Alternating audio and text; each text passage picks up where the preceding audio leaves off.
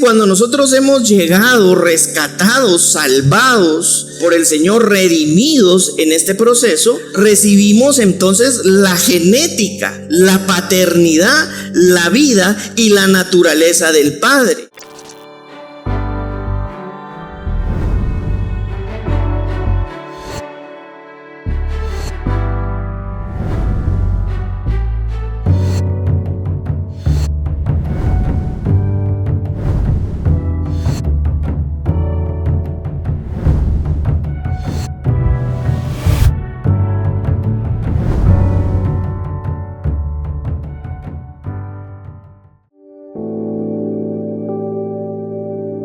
Vamos a dar inicio con la enseñanza del día de hoy que lleva por nombre de la tradición a la misión.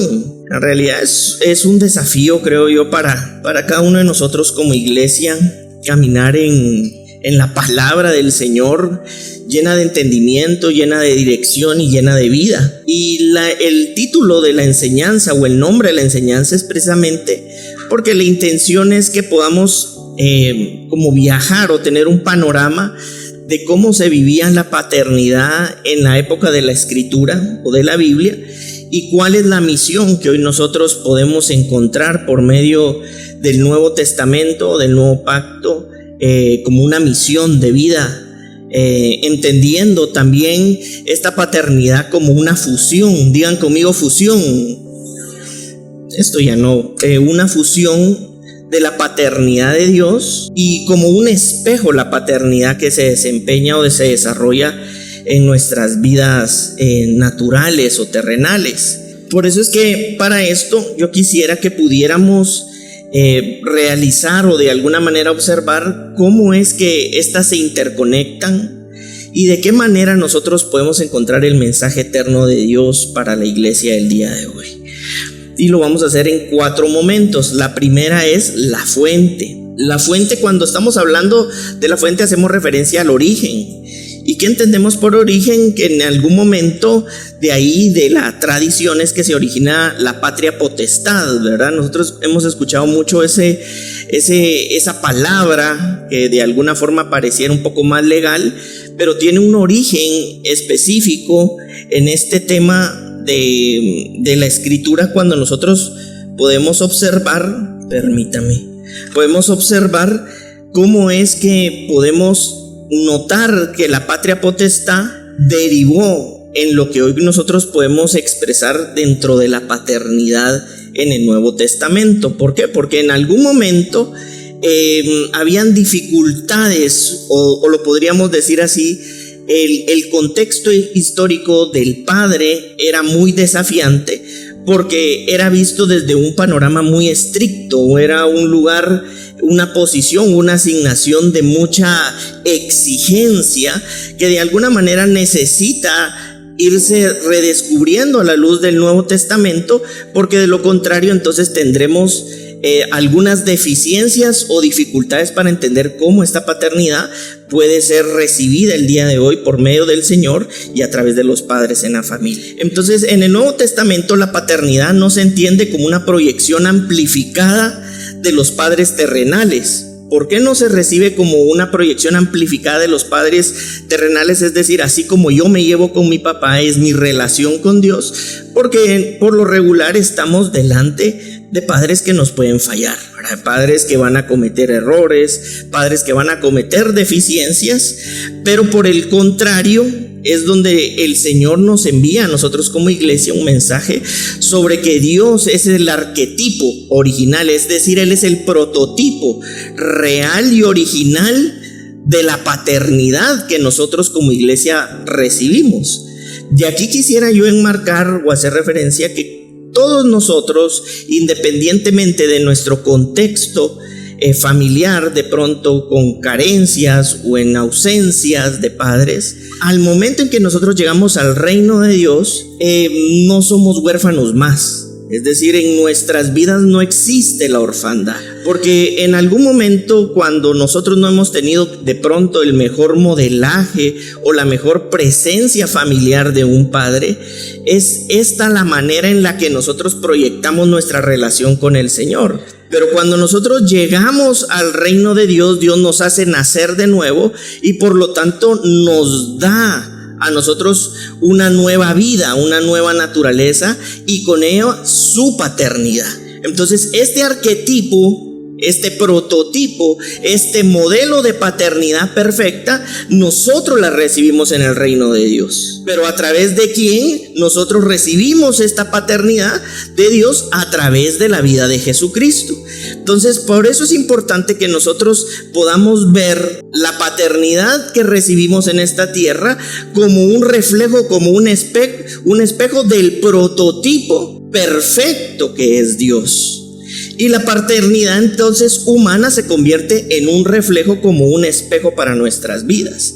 Por eso es que el apóstol Pablo lo expresa con bastante precisión en la carta a los Efesios 3:14 y versículo 15, donde dice de la siguiente manera: por esta causa doblo mis rodillas ante el Padre de nuestro Señor Jesucristo, de quien toma nombre toda familia en los cielos y en la tierra. Miren esto qué valioso y qué importante es, porque dice el apóstol Pablo que por esta causa, ¿cuál es la causa? La causa eterna de Dios, su propósito, su voluntad, pero él hace una afirmación y una declaración para la iglesia y dice que él dobla sus rodillas ante el Padre de nuestro Señor Jesucristo, de quien toma nombre toda familia en los cielos y en la tierra. Es decir, aquí nosotros podemos ver cómo el apóstol Pablo está poniendo la figura del Padre como ese arquetipo original, la fuente perfecta de la paternidad, que es el Padre, dice él, en quien toda la familia recibe su nombre, en esta tierra y en los cielos. Es decir, cuando nosotros hemos llegado, rescatados, salvados por el Señor, redimidos en este proceso, recibimos entonces la genética, la paternidad, la vida y la naturaleza del Padre. Ahora bien, para nosotros como iglesia no nos basta únicamente saber y ser notificados de esta verdad, sino por el contrario también necesitamos que esta verdad se convierta en una experiencia de realidad transformadora, entendiendo que nuestro valor y nuestra identidad está sujeta ¿a quién? Al arquetipo, al modelo, al prototipo, en quien toda la familia recibe, en otras palabras, por medio de Jesucristo, su nombre. Por eso es que no habemos huérfanos en este lugar, no importando el contexto social, familiar del que venimos, porque en ocasiones ese se convierte en nuestro punto de quiebre, ¿verdad? La situación familiar que yo viví, el padre que yo tuve, la situación que yo experimenté. Y de pronto sí pueden ser escenarios adversos y de mucha dificultad para uno como hijo en alguna etapa de nuestras vidas, pero ahora para nosotros la notificación del mensaje de reino que nos hace saber que somos hijos de Dios realmente es suficiente, supremo y altamente valioso para definir nuestro valor y nuestra identidad en el Padre a través de Jesucristo. Por eso es que la palabra en el griego original hay un juego de palabras directo entre el pater o padre y patria, que es familia, de donde estamos hablando de la patria potestad, del pater, padre, y la patria que hace referencia a la familia o al linaje. Esto sugiere el texto que la esencia misma de lo que significa ser un padre proviene e imita la identidad de Dios como creador. Es decir, como estamos entendiendo que es un reflejo de la paternidad perfecta de Dios, es por medio de esta expresión perfecta de Dios que entonces hay un espejo en esta tierra. Dios trabaja por medio de diseño. Dios tiene un diseño macro, que es el diseño amplio, y el diseño micro, que en este caso, vamos a decirlo así, es la familia. Quiere decir que dentro del diseño macro del propósito de Dios hay un reflejo como en un espejo que se proyecta la misma imagen del Padre en la familia. ¿Por qué? Porque nosotros no estamos buscando de alguna u otra manera encontrar en alguien más la imagen perfecta de un padre, sino que la hemos recibido en Dios. Por eso es que Dios trabaja por medio de instituciones. Trabaja por medio de la institución singular o individual que somos cada uno de nosotros para proyectar el diseño plural en todo lo que Dios ha trazado. Es ahí donde entonces para nosotros como iglesia hay un llamado importante y relevante. ¿Y cuál es ese llamado importante y relevante como iglesia? Conocer y reconocer la imagen de la paternidad de Dios proyectada y reflejada como un espejo en todo el diseño de Dios. Por eso es que nosotros hablamos de un propósito que es cósmico. ¿Por qué es un propósito cósmico? Porque involucra la redención de todas las cosas. Hay un propósito eterno que involucra la redención de todas las cosas. Y cómo esto trabaja de la mano junto con el diseño macro de Dios, porque hay un propósito que reina, pero que se multiplica en las diferentes instituciones. Una de estas es la persona individual, otra es el matrimonio, otra es la familia y otra es la iglesia. Nosotros no podemos apartar la visión del propósito cósmico de Dios, porque en la misma medida en la que individualmente nosotros somos transformados dentro de este propósito eterno, hay entonces una manifestación plena cada día más en cada institución en la que cada hijo de Dios es establecido. En el Nuevo Testamento, el padre de familia ya no depende, ya no tiene una autoridad dependiente de un estatus legal. Recordemos que en el Antiguo Testamento la figura del padre no era solamente la de un padre de familia, sino también era la de un agente de alguna forma política. En él se concentraba mucho el poder de decisión sobre lo que iba a suceder y a pasar en la familia. Tal era así que él no solamente era visto como el padre, sino como aquel jerarca que de alguna u otra manera representaba con toda autoridad, con plenos poderes, a la propia familia. Eso provocaba también al mismo tiempo algo, y que era lo que esto generaba: un distanciamiento de la relación de los hijos con el propio padre. ¿Por qué? Porque más que verlo como un padre, era visto como una autoridad legal establecida en la misma familia. Y esto es parte importante de lo que debemos tomar en cuenta, porque a veces no vemos cómo el nuevo pacto vino a traer toda una reestructuración de la relación familiar por medio del modelaje de Jesucristo y su relación con Dios Padre.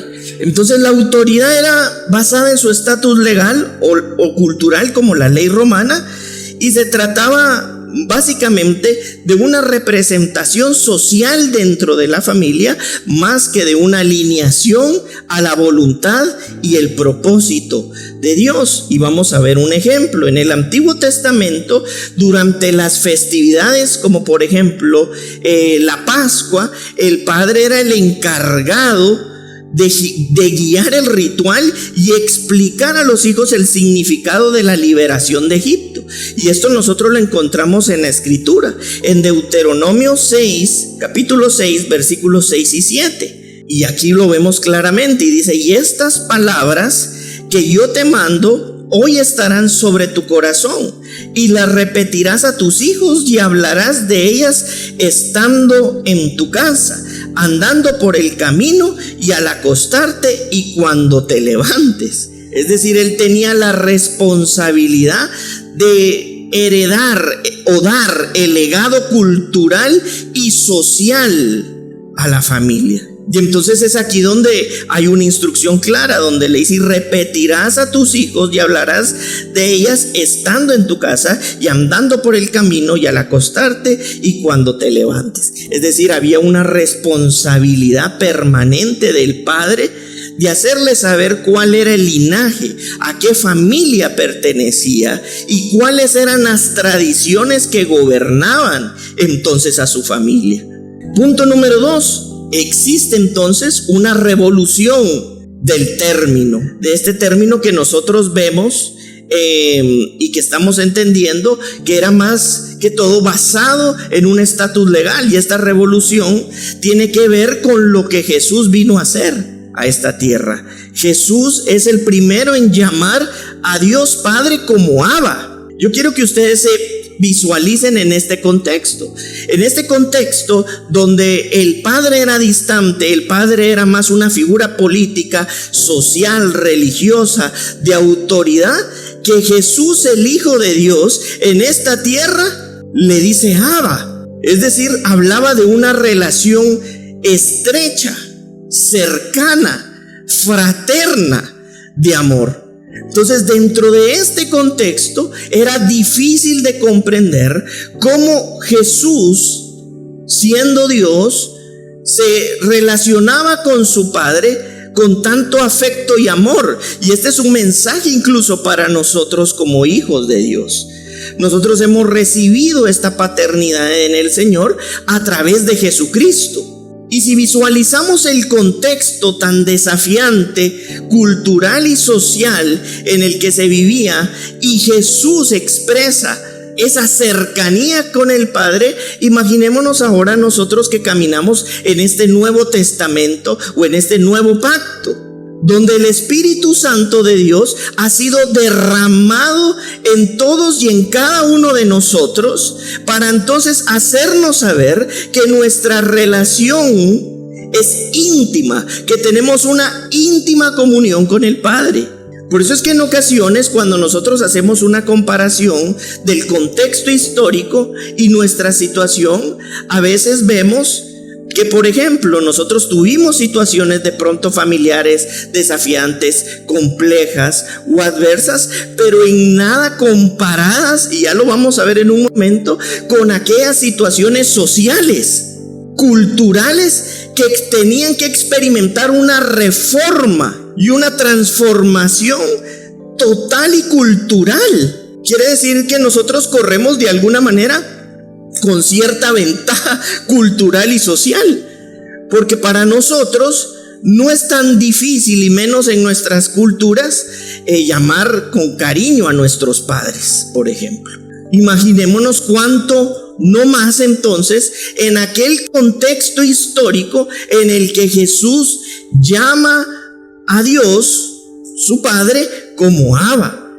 Es decir, la autoridad del Padre era sumamente estricta, reflejo de una sociedad donde la supervivencia dependía de la cohesión y el orden familiar. Es decir, la forma en la que la familia era vista dependía mucho del orden familiar. Alguna herencia hay sobre eso, porque rápido en el día de hoy, lo que primero que le pasa a las personas en su mente es cómo somos vistos como familia. No, eso no lo hagas porque mira, qué delicado, qué pena. Imaginémonos dentro de este contexto donde habían condicionantes que inclusive eran juzgadas como delitos. Y dentro de ese contexto aparece Jesús reformando y declarando un término que para la sociedad no era común, y era llamar Abba, Padre, cercanía, amor, íntima relación, íntima comunión. Y si nosotros revisamos inclusive en la escritura, vamos a ver que incluso él decía: hay cosas que yo no puedo hablar sino lo que mi Padre me dijo, yo no puedo hacer sino lo que él me envió a hacer. Entonces esto rompía con el estereotipo de padre para la época.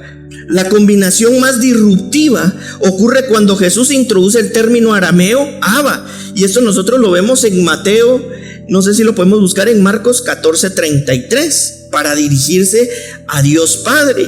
Era una expresión cargada de afecto, respeto y cercanía familiar. Y decía: Abba, Padre, todas las cosas son posibles para ti. Aparta de mí esta copa, mas no lo que yo quiero, sino lo que tú quieres.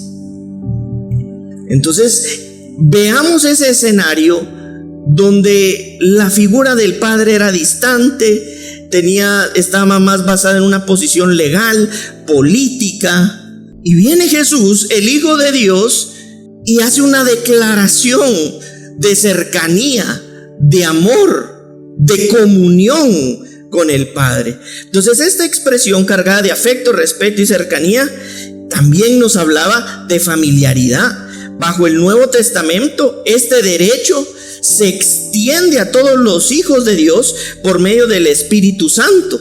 Porque luego nosotros encontramos al apóstol Pablo, por ejemplo, en Romanos 8:15, donde dice lo siguiente: pues no habéis recibido el espíritu de esclavitud para estar otra vez en temor, sino que habéis recibido el espíritu de adopción, por el cual clamamos, Abba, Padre.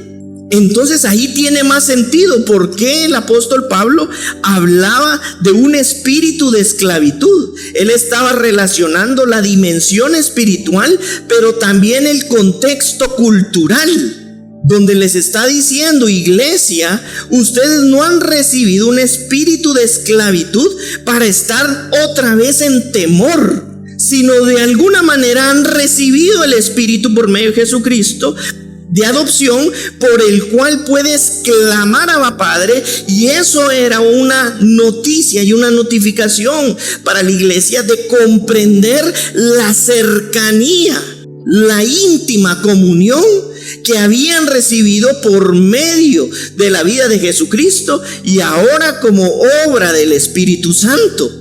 Tú no tienes, iglesia, un espíritu de temor, sino has recibido el espíritu que te ha adoptado para llamarlo Abba, Padre. Y no solamente para que sepamos lo que significa Abba, Padre, sino para comprender dentro de nuestro corazón y nuestra mente la íntima comunión que hemos recibido en Jesucristo.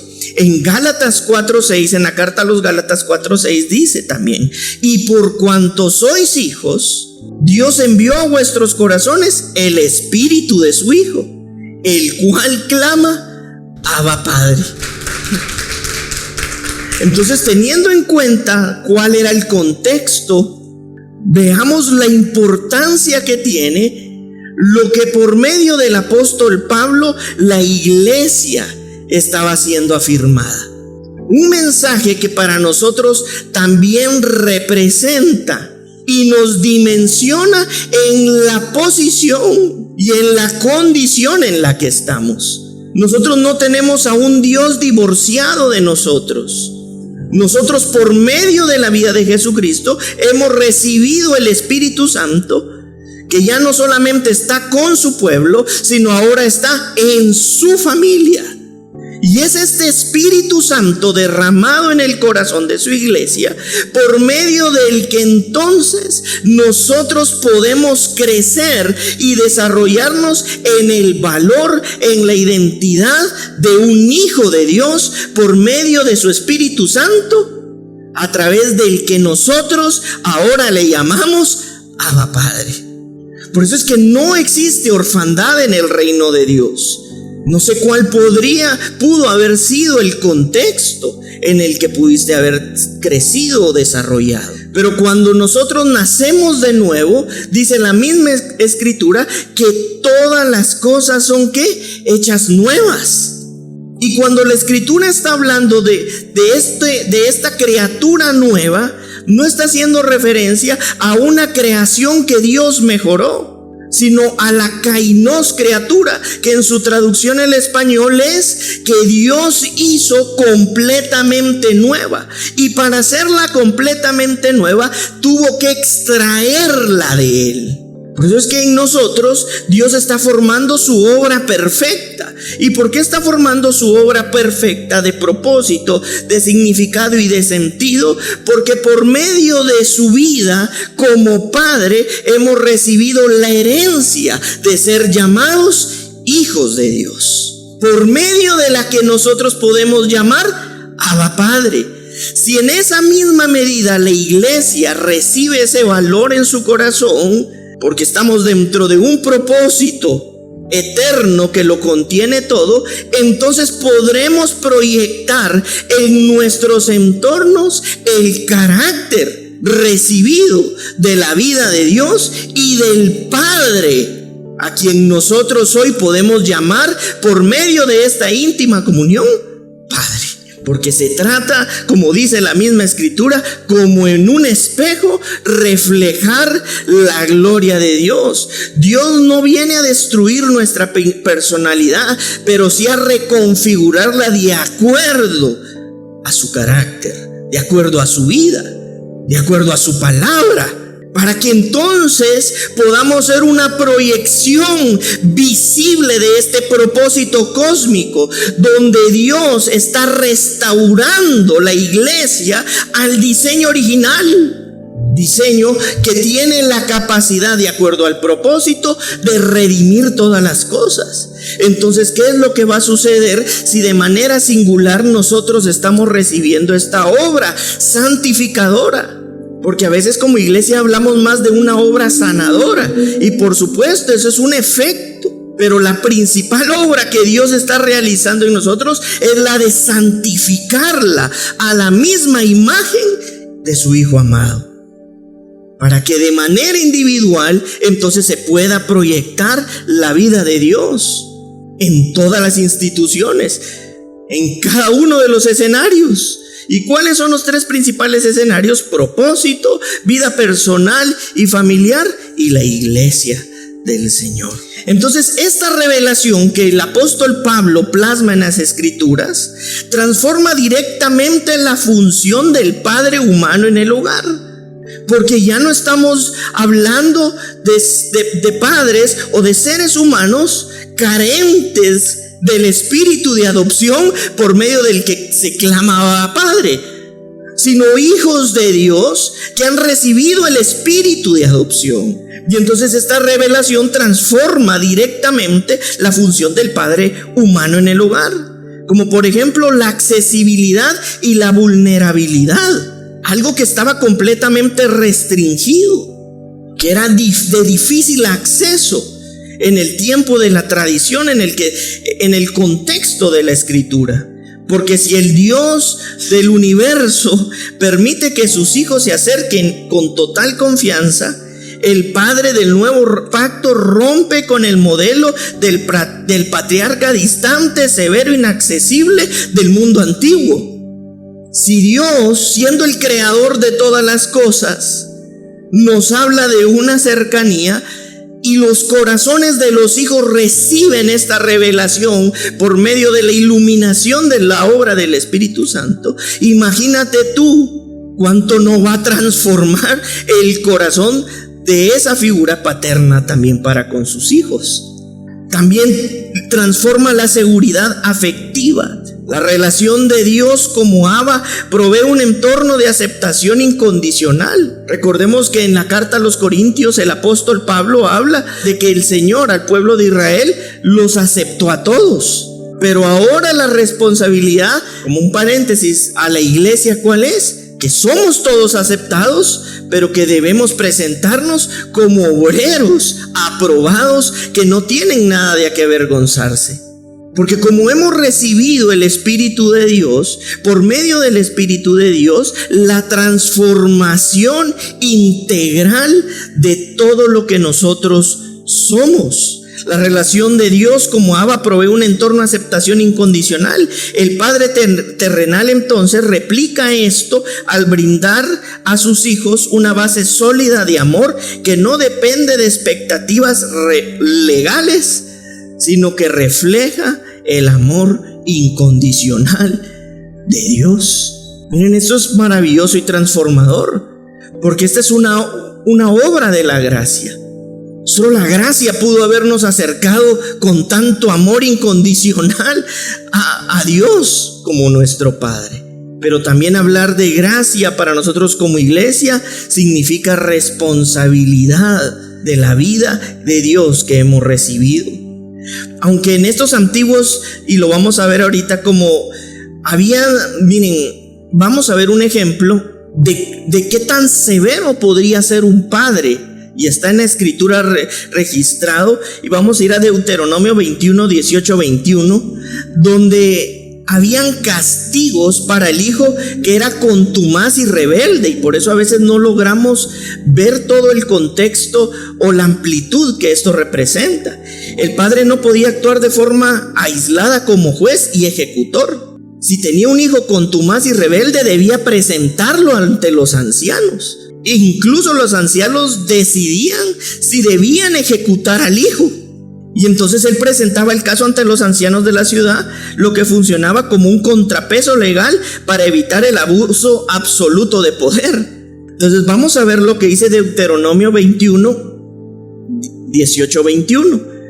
Miren lo que dice aquí. Y esto era según la ley. Si alguno tuviera un hijo contumaz y rebelde, un hijo que no se sometía a la voluntad del padre, que quería hacer las cosas como que le gustaba, que era sorprendido realizando algo contrario a la voluntad del padre, miren lo que sucedía. Que no obedeciera era suficiente. La voz de su padre ni la voz de su madre, y habiéndolo castigado no le obedeciere, entonces lo tomarán su padre y su madre y lo sacarán ante los ancianos de la ciudad y a la puerta del lugar donde viva, y dirán a los ancianos de la ciudad: este nuestro hijo es contumaz y rebelde, no obedece a nuestra voz, es glotón y borracho. Entonces todos los hombres de su ciudad lo apedrearán y morirá. Así quitarás el mal de en medio de ti, y todo Israel oirá y temerá. Y dentro de ese contexto es donde viene Jesús y llama a Dios su Padre, Abba Padre. Y no solamente eso, dejó de ser el único de su clase, y además él puso su vida para que todos nosotros pudiéramos ser llamados hijos de Dios.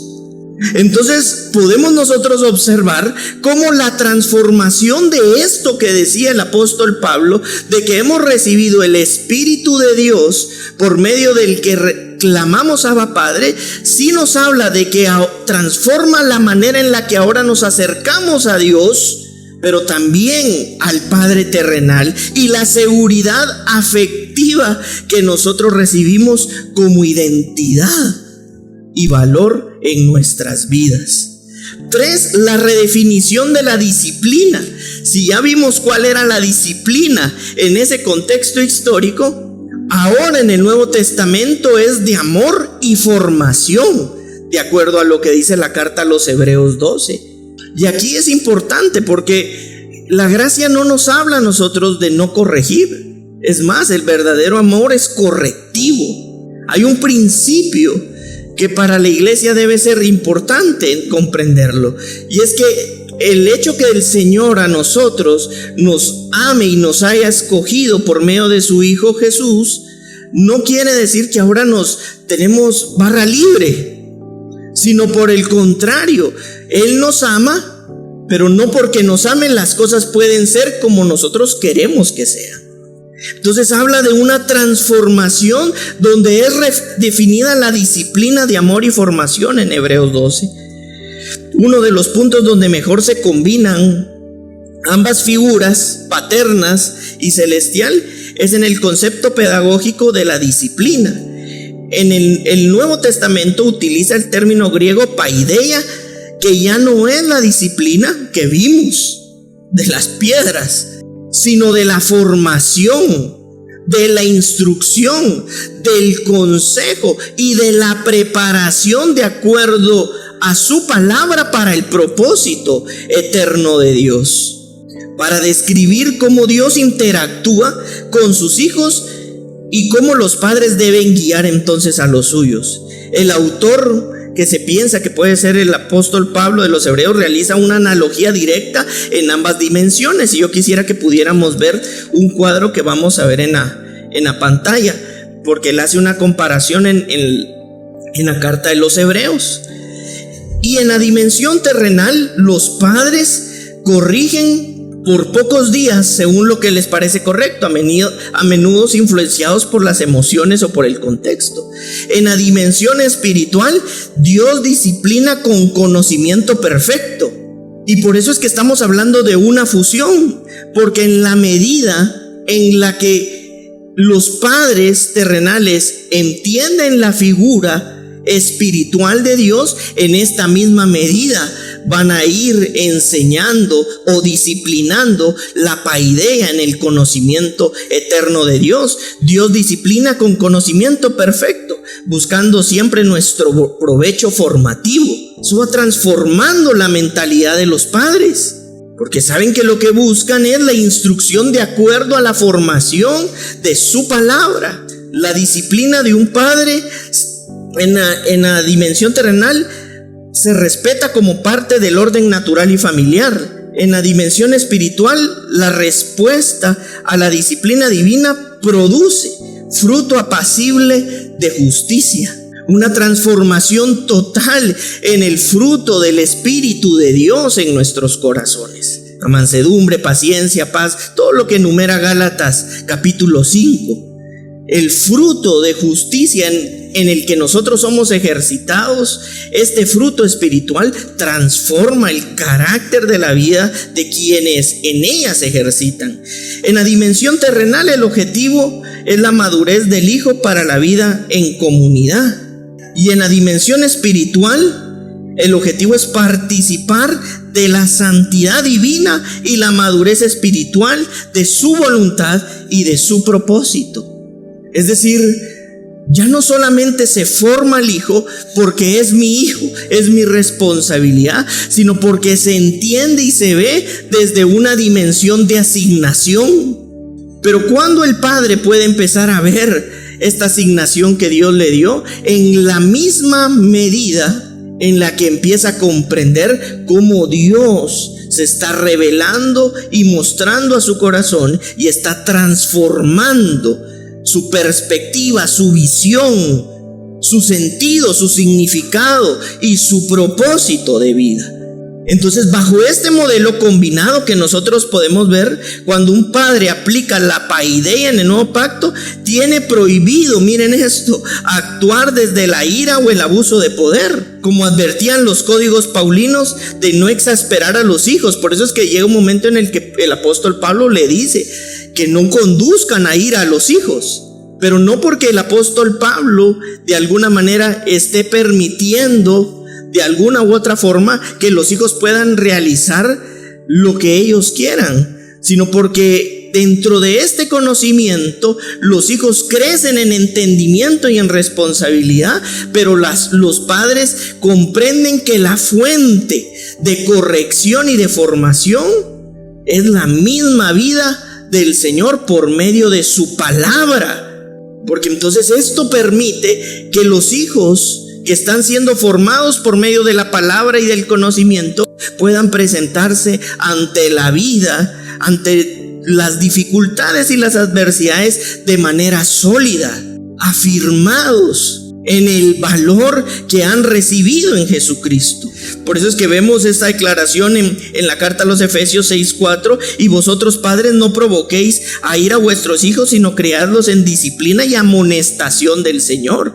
Es decir, el apóstol Pablo está entendiendo que está en medio de un contexto donde el padre podía inclusive aplicar la ley de tal manera que podía costarle la vida al hijo. Pero no le está diciendo que deje de disciplinarlo ni de amonestarlo. Lo invita a que lo discipline y lo amoneste, pero bajo todo conocimiento, no basado en la distancia social y familiar que reinaba en esa época, donde el padre únicamente imponía su criterio, pero no instruía en conocimiento. Entonces, todo este capítulo 6, el apóstol Pablo instruye tanto a hijos como a padres, que los hijos deben obedecer a sus padres y que los padres deben educar sin causar resentimiento, porque ya sabemos el contexto. ¿Cuál era el contexto? Donde incluso un padre, por medio de la ley, podía ejecutar a su propio hijo. La meta es que los hijos crezcan con entendimiento firme de los principios eternos de Dios y de su palabra, desarrollando madurez espiritual y con ella también madurez emocional. sin resentimiento hacia sus padres y sobre todo en el conocimiento eterno de Jesucristo. Y el punto 4 es la paternidad, el espejo del Padre con propósito. Miren, nosotros hemos leído muchas veces la parábola del hijo pródigo, Lucas 15, pero dentro de ese contexto que estamos ahora comprendiendo y entendiendo, hay algo que a veces nosotros no hemos observado y que de pronto el día de hoy lo vamos a ver.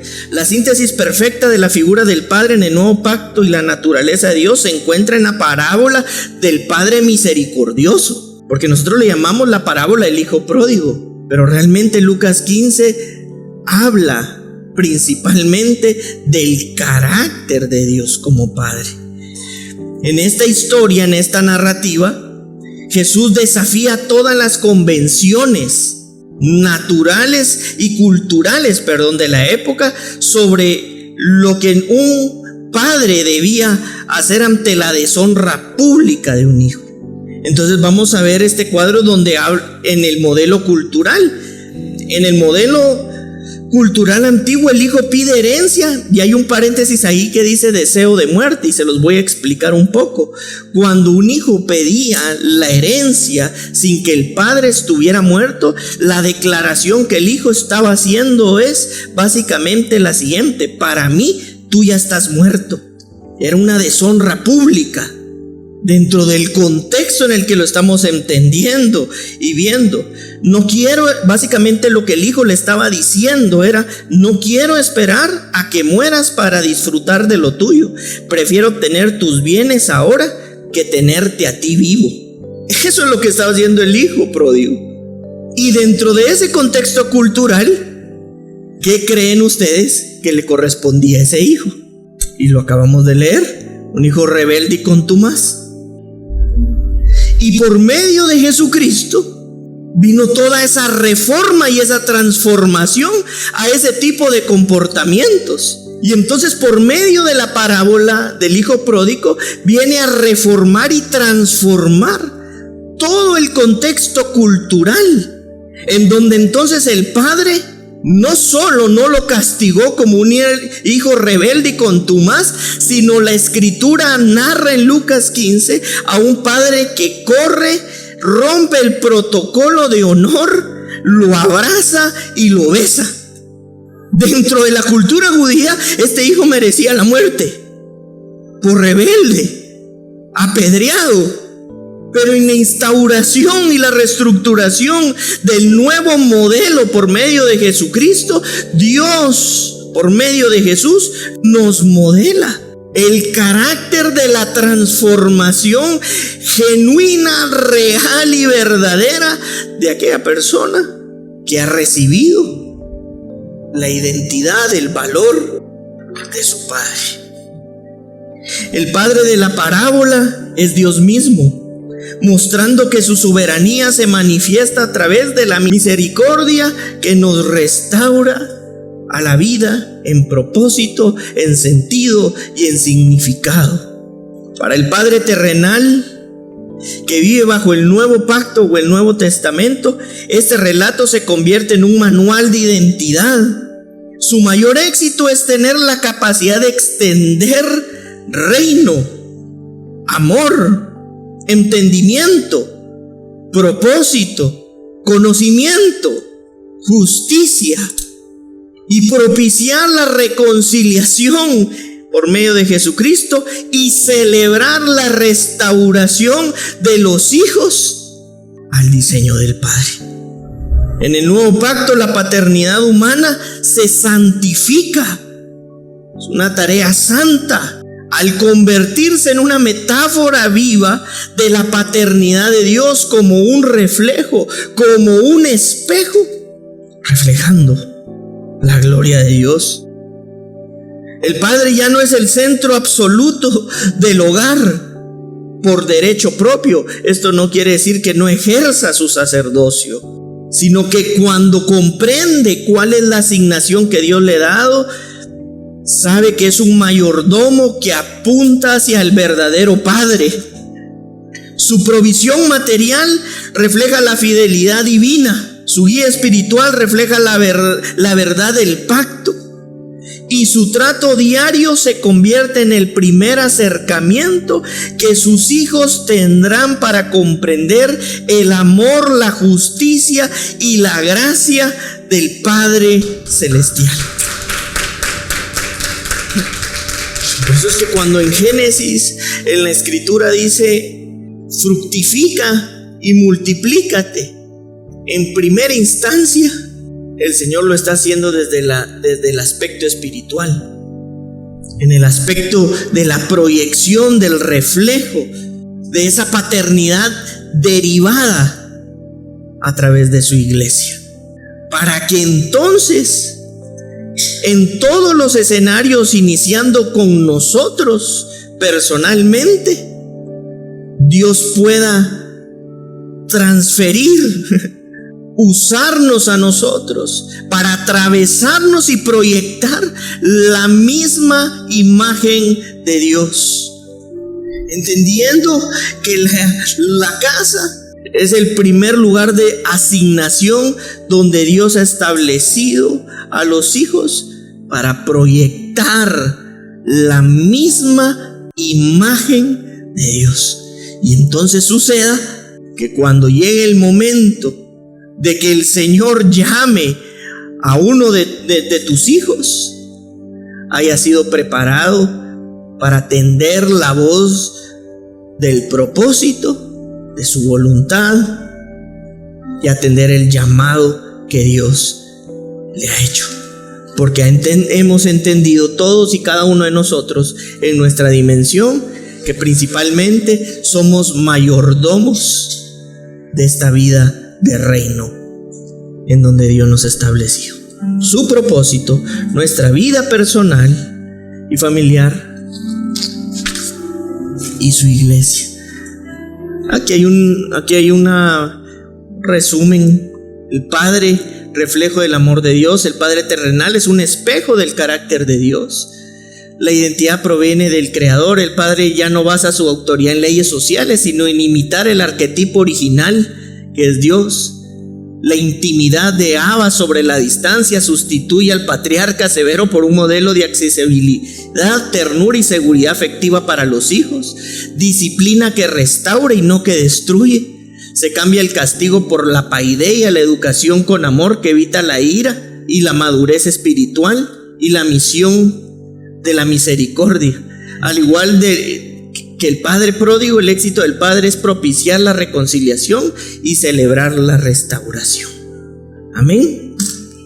Así que celebramos el día de hoy deseándoles un muy feliz Día del Padre, pero también a todos como hijos de Dios celebramos la noticia de saber que somos hijos de Dios y tenemos una íntima comunión con el Padre a través de Jesucristo. Amén. Vamos.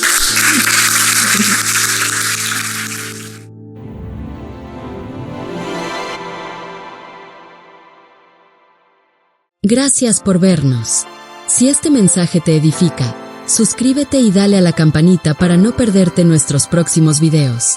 Somos Casa de Fe, una casa de vida y propósito. Te invitamos a que te unas a nuestra familia y juntos seamos transformados.